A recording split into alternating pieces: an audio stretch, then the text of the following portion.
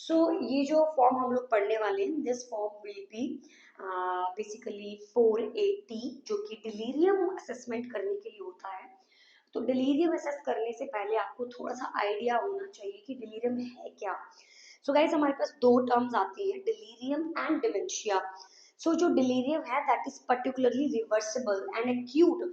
तो कोई भी आईसीयू में पेशेंट एडमिट है, अभी अभी उसकी सर्जरी हुई है, तो वो पेशेंट डिमेंशिया में, सॉरी डिलीरियम में जा सकता है। Okay, and that patient come back to normal condition also. That's why delirium is always reversible, क्योंकि वो सेप्सिस की वजह से, किसी प्रकार के इन्फेक्शन की वजह से, या कोई सर्जरी या कुछ भी छोटा मोटा उसकी लाइफ में चेंजेस आए हैं सर्जिकली, तो उसकी वजह से वो पेशेंट जो है वो डिलीरियम में जा सकता है, एंड बट वो पेशेंट वापस रिवर्सिबल कंडीशन में भी आ सकता है।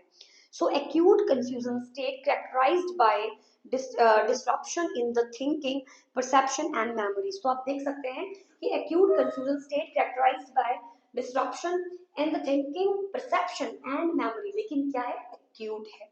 Okay, and it is a reversible.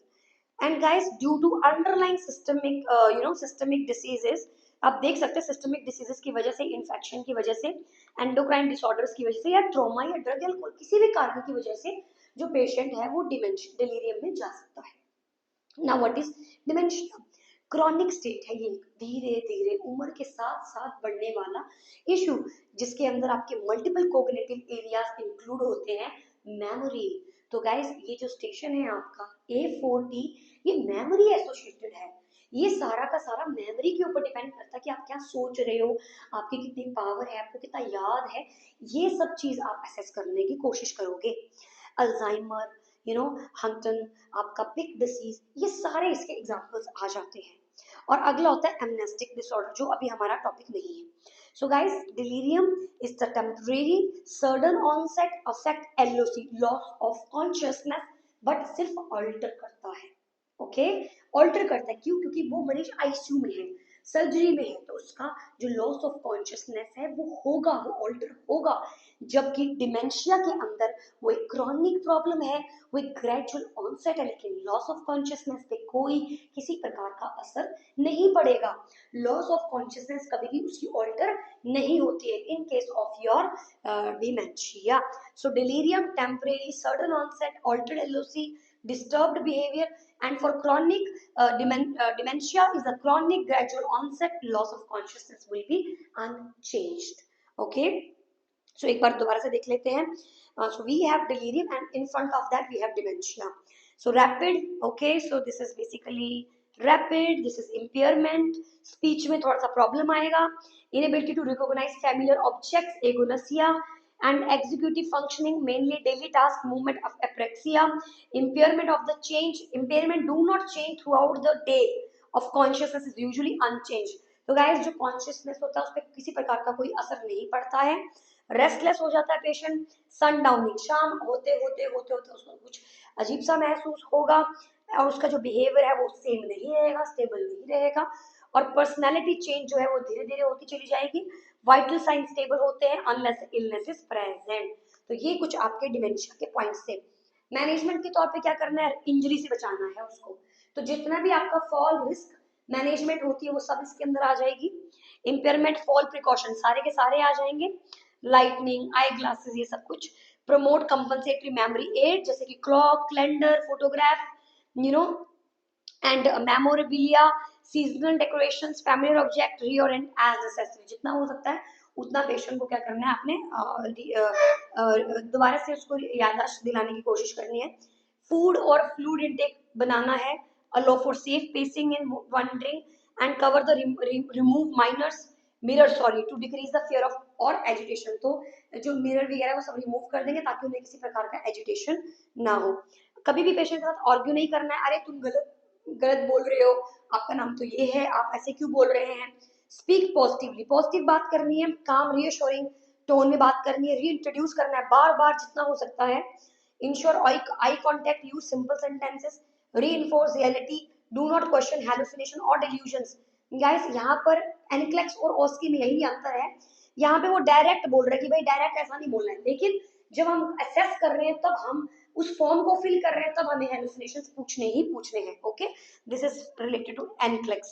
So provide simple instruction, minimize, क्योंकि यहाँ पर हमारा पेशेंट क्या अप्रोच है, सेफ पेशेंट, सेफ पेशेंट, इसीलिए हम यहाँ पे इन क्वेश्चंस को यहाँ नहीं पूछते हैं, ना ही उसको कभी पागल घोषित करते हैं।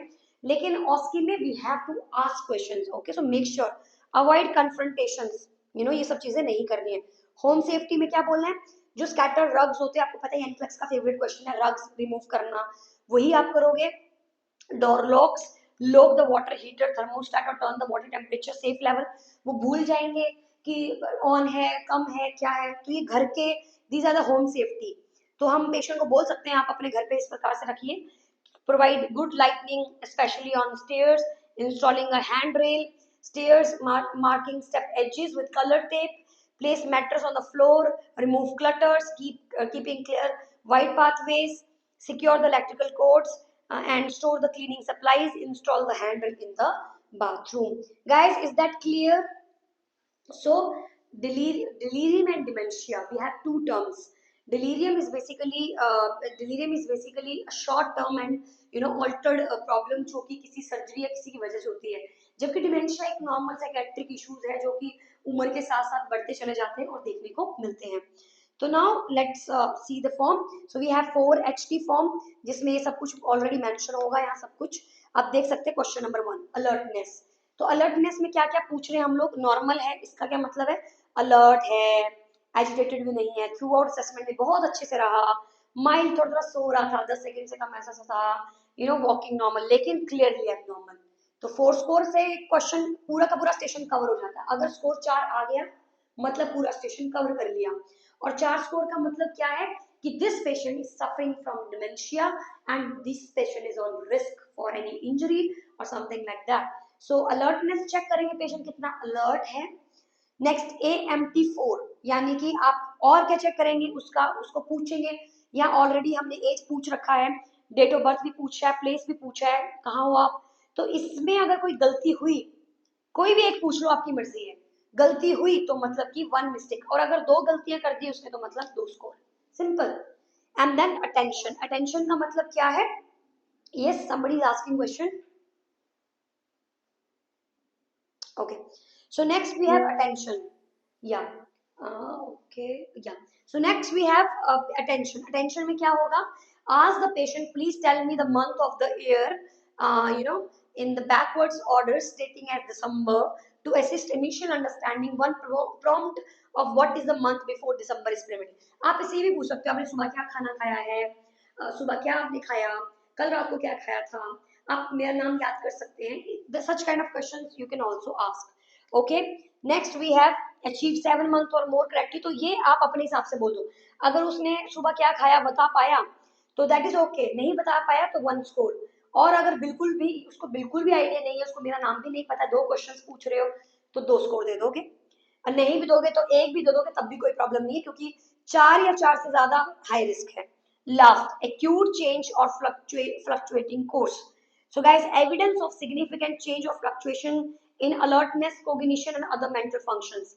For example, paranoia, ठीक है, hallucinations arising over the last 2 weeks still evident in the last 24 hours. तो guys, this was all about our form. इस फॉर्म का नाम है 4HT, ये डिमेंशिया का फॉर्म है। अब मैं स्टेशन आपको परफॉर्म करके दिखाती हूँ ताकि आपको थोड़ा आइडिया लग जाए। So guys, I will close the door to maintain the privacy. I will look for the safety. I can see the scene is to proceed. Doing my hand hygiene. Hi, my name is Vishali. I'm just a nurse looking after you. How are you? Patient is not answering me. Don't worry. Calm down. Relax down. I'm here to help you. And I will not share anything with somebody else. Just calm down.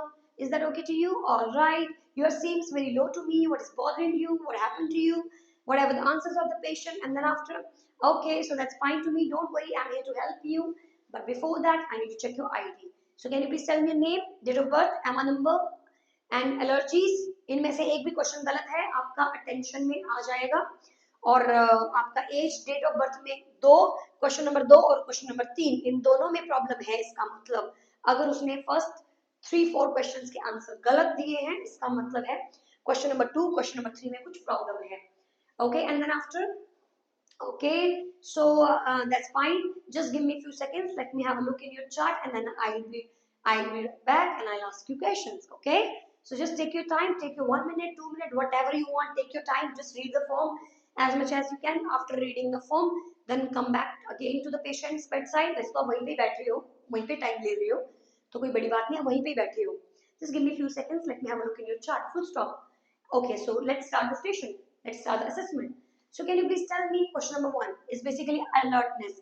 So can you please tell me who brought you to the hospital?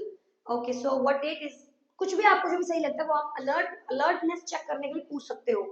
वैसे तो उसने already मुझे, जब मैंने अपना नाम ये सब बताया तो ऑलरेडी मुझे आइडिया तो लग चुका है, बट स्टिल अलर्टनेस के लिए मैं क्या पूछ सकती हूँ, may be marked with drowsy, difficult to arouse और ऑब्वियसली स्लीपिंग जो भी है. तो अगर वो अलर्ट है, अच्छे से बातचीत कर रहा है, पूरी बात पूछ रहे हो आप, अच्छे से जवाब दे रहा है, he is alert. If he is not alert, the score will be 4. Okay. AMT 4 में क्या पूछना है, डेट ऑफ बर्थ पूछ लो एक्स्ट्रा, कहाँ पे है आप, कौन सा मंथ है, कौन सा साल चल रहा है, ये पूछ के आप इस पेशेंट का AMT 4 कवर कर सकते हो. स्कोर 2 या 2 से ज्यादा मिस्टेक हो रही है तो 2 स्कोर जाएगा, अगर एक मिस्टेक है तो 1 स्कोर जाएगा. And then after 3 attention.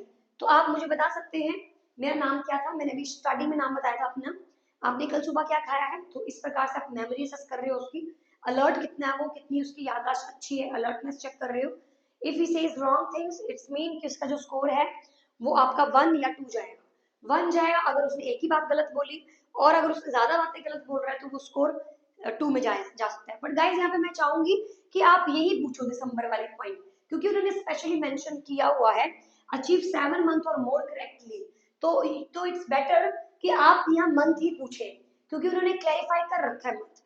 वैसे भी पूछ सकते हो, लेकिन अब तो फॉर्म पढ़ा है आपने ऑलरेडी, और ये अगर सेम फॉर्म आता है तो भाई पूछना तो बनता है दिसंबर के बारे में. तो you can ask reverse manner में, आप दिसंबर से पीछे चलिए. तो अगर उसने बैकवर्ड ऑर्डर में 7 महीने पीछे के करेक्टली बता दिए तो दैट्स गुड. अगर नहीं बता पाया, अगर start but score less than 7 month, refuse to start तो 1 स्कोर, और अगर अनटेस्टेबल था क्योंकि वो ढंग से कुछ बता ही नहीं पा रहा, तो the answer will be 2, the score will be 2. Last we have is acute. Last we have in the last pattern same question हम पूछेंगे पेशेंट को. Okay, so acute change और fluctuation course. तो changes कैसे हैं, उसका मूड कैसा है, याददाश्त कैसी है, उसका thought process कैसी है, perception कैसी है, hallucination, such kind of things. Then after that will be the 4 and the score will be 4 or 0. That's all. Once you will get your score, जितो भी मैंने मैनेजमेंट अभी आपको बताई वो सारी मैनेजमेंट आपने बोलनी है. For example, let me show you one more time. So what all you have to say? Well, Mr. Smith, I'm done with my assessment. Please don't get off from the bed all alone. You might get injury. Okay. So don't get from your bed all alone. I will put one sensor pad under your bed sheet, and I will put one sensor pad on your under the footsteps, so that whenever you move, we get a notification and we can come and help you.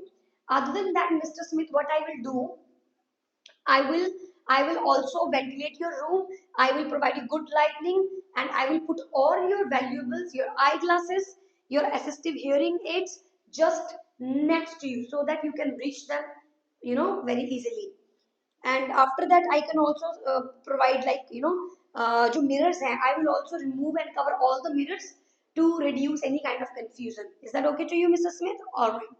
And then after, that's all guys, that's all. यहाँ आप ये भी बोल सकते हो, I will refer you to the physiotherapist so that they will come and they will teach you some how to use assistive devices if they are using any kind of them. So I will ask them, I will refer you to the physiotherapist so that they can teach you some isometric passive and active exercises that will improve your muscle strength, and it will also prevent you to getting any fall, for further any fall.